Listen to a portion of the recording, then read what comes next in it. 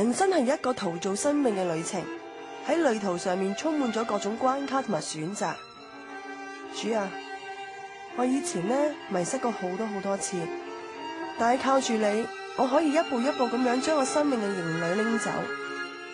主啊，好多謝你，好多謝你喺呢個旅途上邊一直與我同行。我知道咧，我前邊仲有好多嘅挑戰等緊我，但我唔驚，因為我知道你一直要同我一齊嘅。主啊，我會選擇一生跟隨你，行喺你計劃裏邊，甘心樂意咁樣獻上自己嘅所有，求你悅納。上帝咧送咗一份好特別嘅禮物俾我哋，就係自由意志，佢俾我哋自由咁選擇是與非、善與惡。咁我好相信咧，上帝咧要我哋咧係甘心樂意咁樣去愛佢。咁去到甘心樂意嗰陣時，我就喺度諗啦，咩叫做甘心樂意嘅愛咧？咁樣，咁喺早幾日啦，咁我喺靈修嗰陣時咧，我睇咗一段經文，就係馬太福音嘅18章8至9節。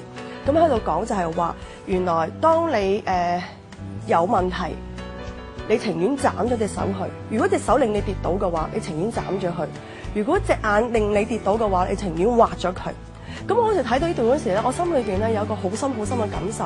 原來愛神可以愛得咁徹底、咁盡情嘅喎。只要神唔喜歡嘅，我哋就唔要，情願唔要。咁我好相信一樣嘢，就係話，原來神咧係悅納我哋嗰個係無罪嘅缺陷，係勝過咧係有罪嘅完全咯。咁呢樣嘢令到我心裏邊咧即刻喺度反省緊自己，究竟我為神做每一樣嘢嗰陣時，係咪我自己甘心樂意去做嘅咧？咁樣，咁亦都好希望啦，我身邊嘅朋友啦，都願意咧，真係為咗神嘅緣故咧，係甘心樂意咁樣咧，係擺上自己每一樣嘅東西。咁喺呢度咧，鼓勵大家啦，我希望大家同我哋一齊咧去傳福音啦，係為神咧可以行出多一步。只有罪咧，先至會隔離我哋同神之間嘅關係嘅。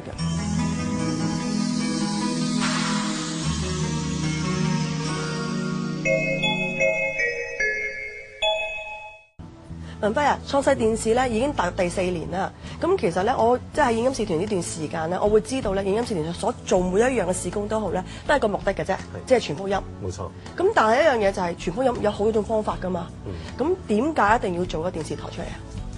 嗱，其實咧，我哋即係一路做。